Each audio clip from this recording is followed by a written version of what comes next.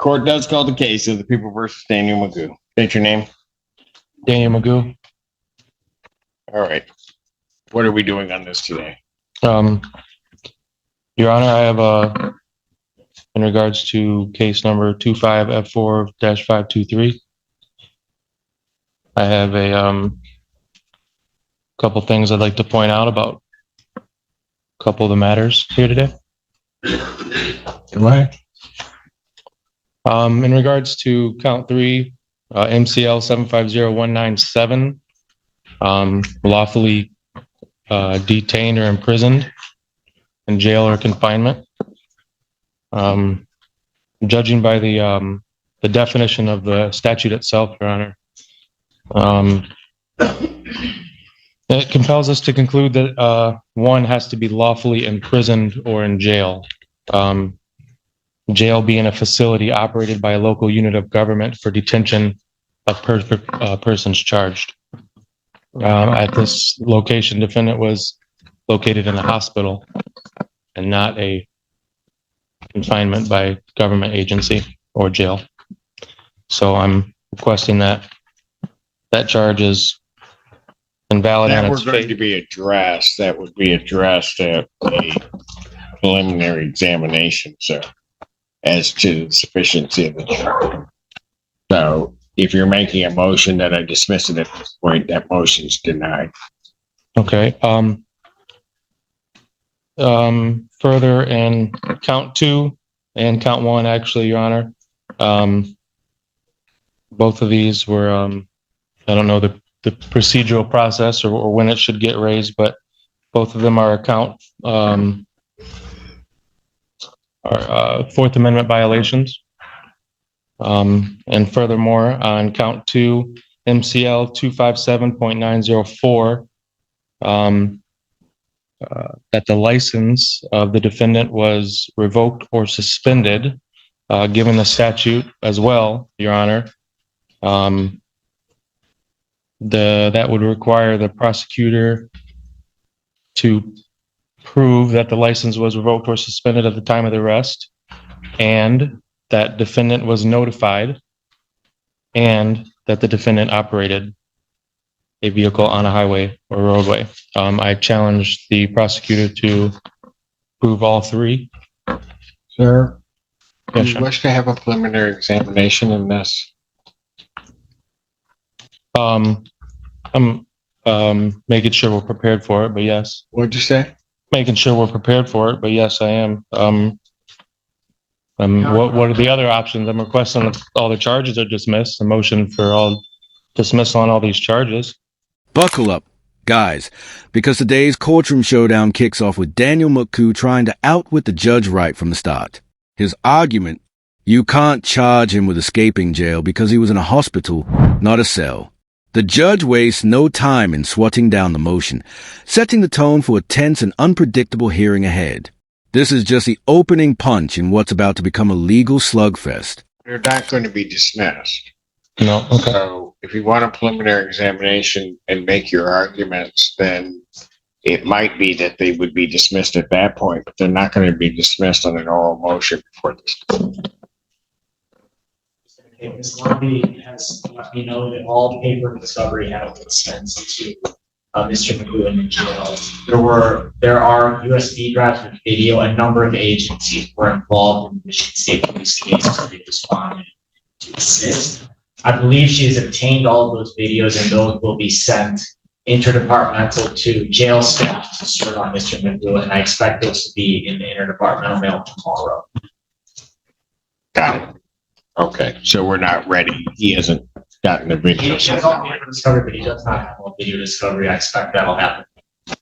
So I'm not sure. So, Mr. Magoo, are you going to have an objection to an adjournment so that you can see all of the discovery that they have prior to setting this for preliminary examination? Your Honor, I didn't know what hearing I was prepared for today. I was preparing to cross-examine the officers today, with or without the video evidence. So, given that that's not the case and the officers are not here, I would like a speedy trial. I would like to invoke my right to a All right. speedy So trial. you want your preliminary examination. Those are coming down to the jail to him. I expect that you would have them early next week, so if the court follows its normal setting for preliminary examination, I would expect. I would set it for the 19th, and then Have them as well. he'd have them well in advance, and I guess I'll do it that way. Prior to setting the preliminary examination as being a critical process, a couple of things that the court wants to do.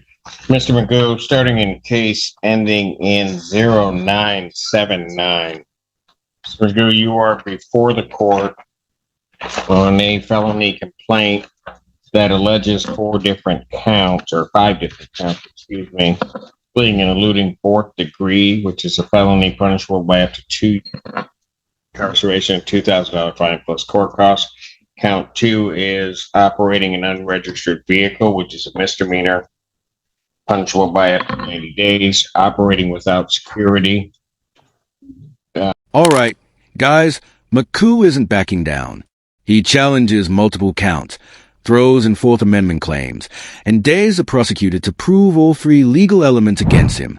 The judge calmly refuses to dismiss anything on the spot, while missing video evidence adds fuel to the fire. You can feel the tension as McCoo digs in, convinces one move away from turning this hearing on its head. Which is a misdemeanor punishable with not more than 1 year or less than a $200 nor more than $500 fine plus court costs. Count 4, operating while license suspended, denied, and or revoked. That is a misdemeanor punishable by up to 93 days.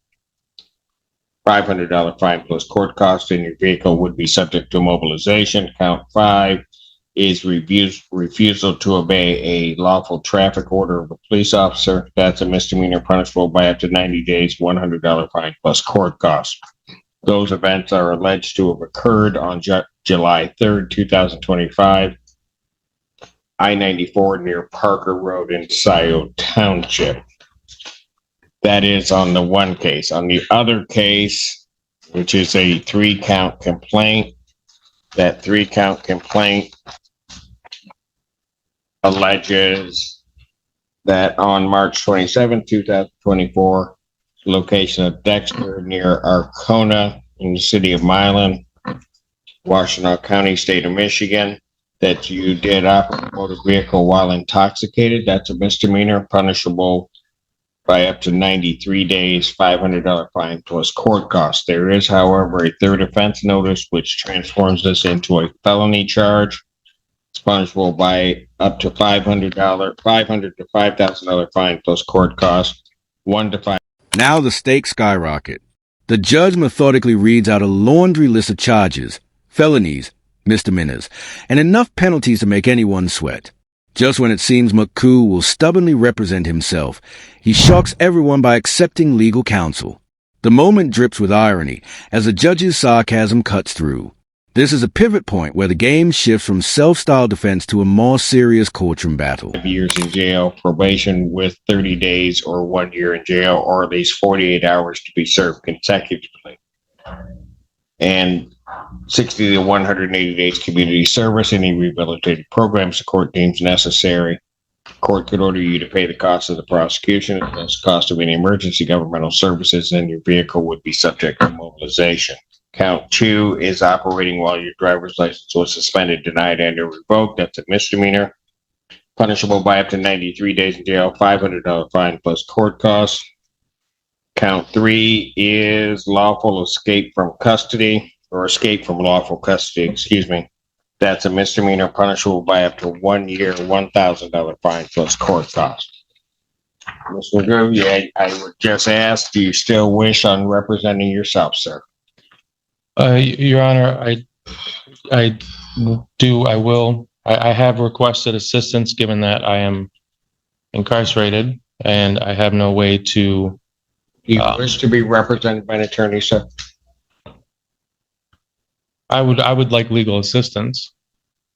What do you mean by that? Would you like to be represented by? I've called the prosecutor. Mr. Magoo, we go through this every time. So here's what I'm going to do. I'm going to advise you that there are great perils in representing oneself. I've told you about that before on numerous occasions, that I would treat you McCoo comes swinging with constitutional case law, accusing the prosecution of an outrageous 390-day delay and demanding release on personal recognizance.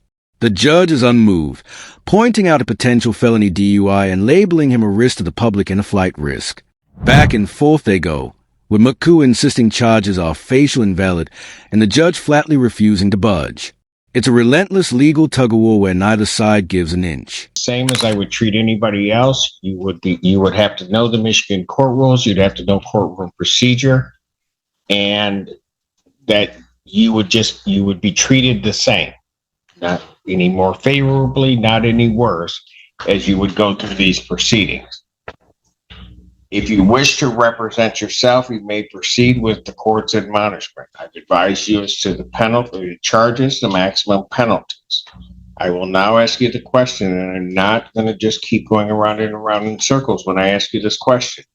Do you wish to be represented by counsel? If you wish to be represented by counsel, this court will ensure that counsel is appointed to represent you. If that is a yes or no. I would like legal assistance, yes, Your Honor. I'm going to take that as your request for counsel, is how I'm going to take that.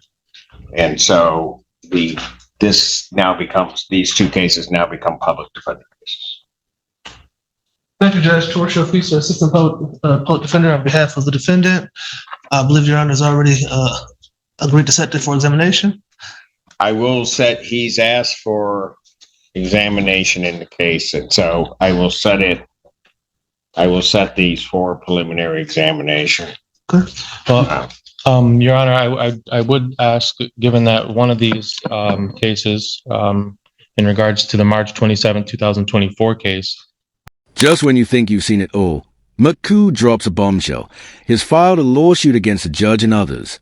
The judge reads it, calls it frivolous, and refuses to recuse himself, accusing McCoo of trying to manipulate the system. McCoo pushes for change of venue, claiming bias, but gets an immediate denial. This is pure courtroom theater, with personal stakes spilling into the public record in spectacular fashion. There is an undue delay.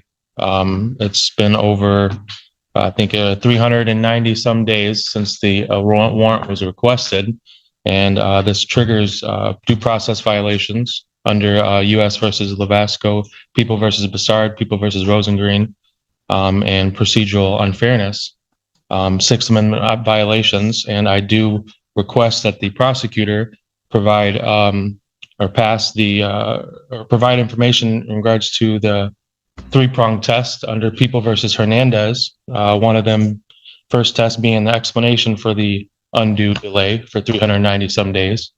The second part of that test being to prove that the delay was not deliberate. And then the third part of the delay or the prong test is to make sure that there was no undue burden on or prejudice on the defendant.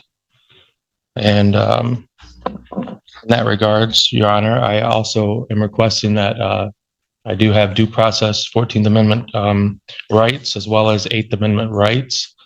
And a lot of these are facially invalid. A lot of these charges are facially invalid. And I'm just requesting that the court grant a personal reconnaissance on my behalf. And for both of these charges, being that we're looking at really just misdemeanors, $500 misdemeanors. So, switching gears, the next case brings us neighbor-on-neighbor drama. Donnell Gay accuses Renee Campbell and her daughter of pelting her home with eggs, all caught on camera, then returning the next day to shout from across the street. It's petty, it's heated, and it's vividly told, proving not all courtroom battles are about grand legal principles. Sometimes it's just about eggs.